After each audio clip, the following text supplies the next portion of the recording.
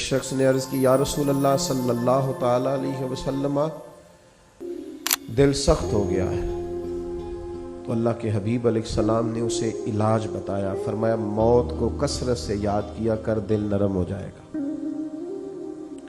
1 minute کے لیے سوچا کر کہ مسجد میں اعلان ہوگا کہ تیرا انتقال ہو گیا، 1 منٹ کے لیے سوچیں کہ وقت آ گیا جانے کا، آ گئے لوگ، جمع ہو گئے، تیاری ہو گئی، اور پھر یہ کہ کونوں میں اور نکروں میں کھڑے ہو کے مشورے ہونے لگے کہ جنازے کا ٹائم کیا رکھنا ہے،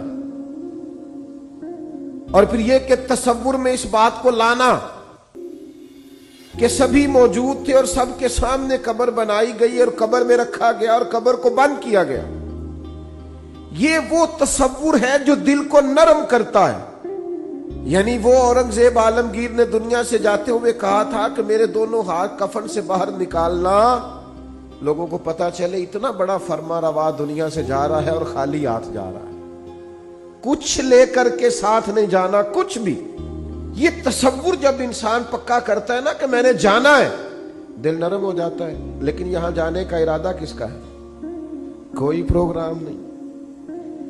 جن کی عمریں بہت بڑی بھی ہو گئی ہیں وہ بھی بیماریوں کو سندیسے تو نہیں سمجھتے، وہ بھی کہتے ہیں بس وہ فلاں بد پرہیزی سے مسئلہ ہو گیا۔ یہ تو سندیسے ہیں، یہ تو پیغامات ہیں، یہ تو لوٹ جانے کے بہانے۔ جاگنا ہے جاگ لے افلاک کے سائے تلے، پھر حشر تک سوتا رہے گا خاک کے سائے تلے۔ مرنا ہے، چھوڑنی ہے دنیا، جانا ہے، کسی وقت بھی پیغام اجل آئے گا۔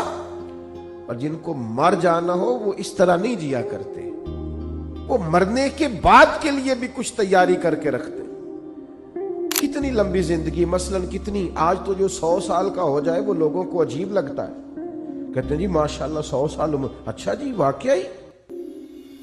یہ تو بھئی بریکنگ نیوز بن جاتی ہے۔ کتنا کچھ جینا۔ موت کا تذکرہ دل نرم کرتا۔